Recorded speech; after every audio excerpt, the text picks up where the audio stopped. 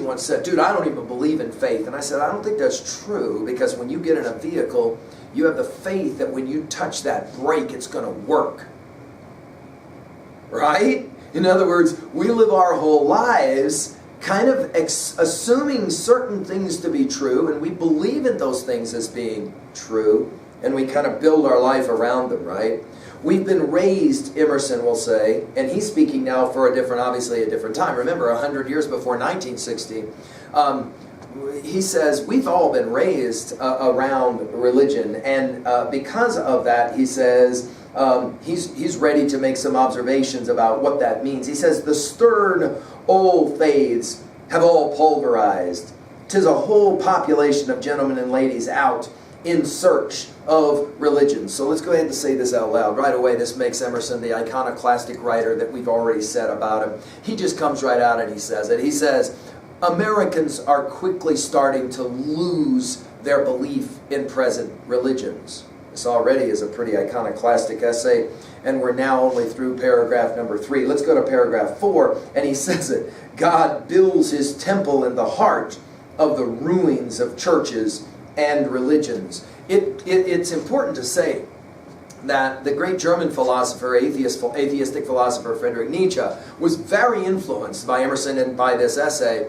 And of course, if you are familiar at all with the madman passage, God is dead, we have killed him, and of course the end of that passage, what are these churches but sepulchres of the gods where they have been buried? He clearly borrows this idea. In other words, Emerson is going to say that the belief in religions has gone away, and yet somehow, he says it, God is able to build his temple right in the ruins of those churches. The power of Christianity is declining, he will say in paragraph 4, but it's okay. Paragraph number 5, he says it this way. But the whole state of man is a state of culture, and its flowering and completion may be described as religion or worship. And then he continues, the heaven always bears some proportion to earth. The God of the cannibals will be a cannibal, of the crusaders a crusaders, of the merchants a merchant. In other words, we kind of have a tendency, Emerson says, culturally speaking, to make God in our own image. Ultimately, he says, these absolute truths of religion have been dragged down by what he calls savage interpretation. In many ways, this is going to be Emerson's critique of Christianity, and we've seen this before. He wants to say that Jesus Christ was an amazing person and teacher, and yet everything that Christ said was somehow twisted and ruined in theological practice after the fact. This is obviously a debate that you can enjoin on your own. I'll just simply present the ideas. You get to decide how much of this makes sense to you or no. In paragraph number 6, he says Christianity in the Romantic age was very European in its culture. And then he says in paragraph 7 that the present culture is now somewhat indifferent to religion, is beginning to feel less and less convinced that religion is that important. And by paragraph number 8, he says it this way, we live in a transition period when the old faiths which comforted nations, and not only so but made nations, seem to have spent their force. I do not find the religions of men at this moment very credible to them, but either childish and insignificant or unmanly and effeminating. The fatal trait is the divorce between religion and morality. We'll pause for a moment and put this in our notes. This is huge. We're about to get into Emerson's critique of religion. And what is his critique of religion? Any religion, it doesn't matter. He will say the following. There's a disconnect between what's taught and then really what's practiced. Here he says it. Here are know-nothing religions or churches that prescribe intellect, right? Slave-holding and slave-trading religions. And there it is. So let's write it down. This is huge. A year before the American Civil War is to begin, ostensibly being fought over the rights, states' rights to own slaves or not, Emerson will point it out. What is, he asks, the value of a religion that legitimates the notion of slaveholding and the racism that stands behind it? Now again, let's just remind ourselves, 1 year away from the American Civil War beginning, think about this as a date. Harry Beecher Stowe will publish Uncle Tom's Cabin in 1852, 8 years before this text. And of course, that classic text will resurrect the question, how can devout Christians subscribe to the notion of slavery? Of course, we have said in other lectures that, of course, slavery itself has sometimes been validated through the use of biblical text, right? By paragraph number 10, or by paragraph number 9, he will say it, that support of slavery is proof of infidelity. And again, as we've already said, the challenge is, how can you defend a religion and a religious practice, a church or whatever, that will not condemn religion, as we said in an earlier lecture. Remember, Martin Luther King Jr. wrote his letter from a Birmingham jail about the importance of the civil rights movement to other pastors, to other churchmen who were not supporting his call for freedom and the right to have civil rights for all people, right? By paragraph 10, he will say it, that there is a loss of trust in human virtue, right? We exist only for our comforts now. We are, he might suggest, kind of like becoming a soft people. He talks about the vice of the upper class and how sad it is that the upper class, while maybe being very, very religious, is, not a very healthy kind of situation. I want to go back though for just a second, because he says something in paragraph 8 that I think informs what he's saying here in paragraph 9, 10, and 11. Listen to how he says this. Not knowing what to do, we ape our ancestors. The churches stagger backward to the mummeries of the Dark Ages.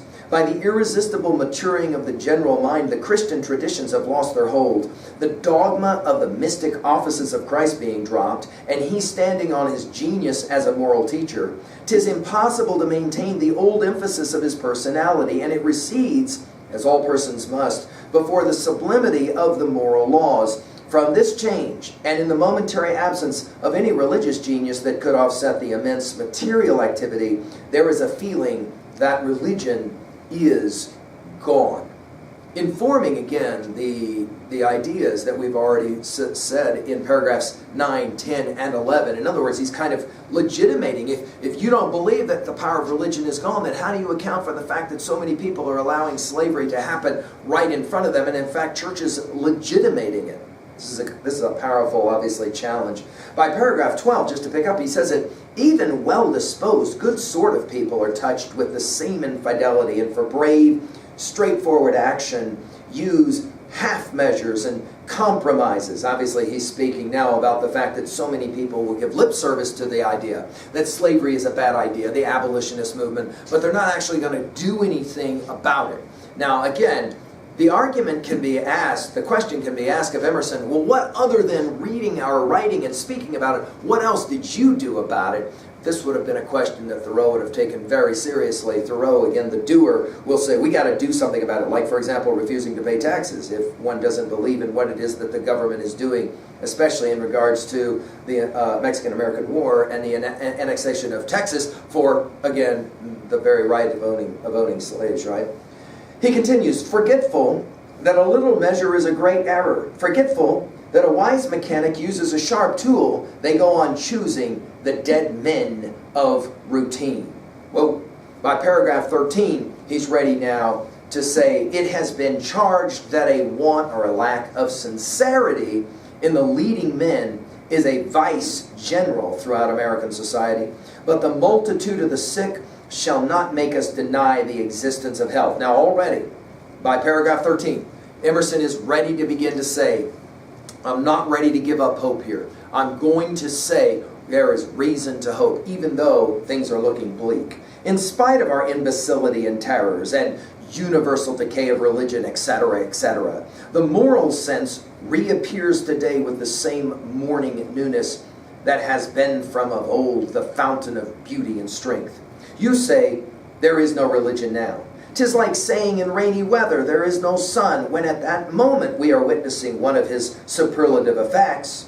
The religion of the cultivated class, now to be sure, consists in an avoidance of acts and engagements, which it was once their religion to assume. But This avoidance will yield spontaneous forms in their due hour. There is a principle which is the basis of things, which all speech aims to say, and all action to evolve, a simple, quiet, undescribed, undescribable presence, dwelling very peacefully in us, our rightful Lord. We are not to do, but to let do, not to work, but to be worked upon. And to this homage there is a consent of all thoughtful and just men in all ages and conditions. To this sentiment belong vast and sudden enlargements of power. He continues, even the fury of material activity has some results friendly to moral health. The energetic action of the times develops individualism, and the religious appear isolated. I esteem this is a step in the right direction. Heaven deals with us on no representative system. Souls are not saved in bundles. And again, Emerson is, of course, at 2b, we can say this. He loves his aphorisms. There's a reason why Emerson is so often quoted. What does he mean to say souls are not saved in bundles? In other words, churches don't save souls. There is a law, he's going to argue, a principle that is foundational, that is within all human beings. In other words, what he's really saying is that all humans know that slavery is wrong. No matter what religion might instantiate, all humans know this. And of course, as we pointed out in other lectures, you can't make the argument that slaveholders didn't really think of those slaves as human beings, and that's why they could treat them the way they treated them, because the last time, as we've said in another lecture, the last time we checked, there were no laws against teaching the mules how to read. There were laws against educating the slaves in the South. Why is that? Well, if slaves and mules were seen as identical, there wouldn't be any need to have a law against educating them. In other words, they fundamentally knew that these were human beings capable of learning, capable of reading and writing and, of course, thinking. And, of course, to keep them enslaved, you can't allow them to learn to read or write. Of course, Frederick Douglass will point out in his classic statements about this very topic that this is the reason why today we must learn to take pride in reading and writing and thinking. Because to say that school is a waste of your time, Frederick Douglass will say, is to welcome your own slavery. Because if you can't think for yourself, then you're never going to be able to break out of those manacles, as he will call it, of the real slavery, the slavery of the mind, not just the slavery of the body, the slavery of the soul, we might even say, right? By paragraph 14, he says it this way: we say the old forms of religion decay and that a skepticism devastates the community. I do not think it can be cured or stayed by any modification of theologic creeds, much less by theologic discipline. In other words, he doesn't think, and I think this is why Emerson left the pulpit, he doesn't think that you can solve this problem from a pew and from a pulpit, which of course we know, tragically, the only way to solve much of this problem was to go to war with bullets and bayonets, unfortunately. The cure for false theology is mother wit. Forget your books and traditions and obey your moral precepts at this hour, sounding very much like self-reliance and some of the things we said in self-reliance. That which is signified by the words moral and spiritual is a lasting essence of the second box, as we were saying earlier. And with whatever illusions we've loaded them, will certainly bring back the words, age after age, to their ancient meaning. I know no words that mean so much. In our definitions, we grope after the spiritual by describing it as invisible. The true meaning of spiritual is real. And there it is. I mean, this is kind of a fundamental idea. And he finishes paragraph 14 by saying, let us replace sentimentalism by realism and dare to uncover those simple and terrible laws which, be they seen or unseen, pervade and govern. In other words, the argument, and again, this is a difficult passage to understand unless you have that information that we put on the whiteboard in earlier lectures.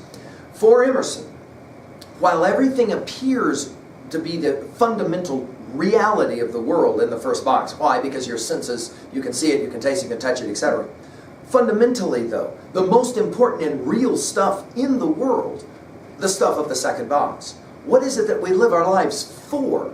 What is it that's so important? That's the stuff of the second box. Truth, beauty, justice, peace, joy. None of these things can be weighted or measured, and yet, Emerson will say, Those are the real things. Now, often he will say that these things somehow get ruined in the process of the first box. And here, of course, this will be his critique of religion.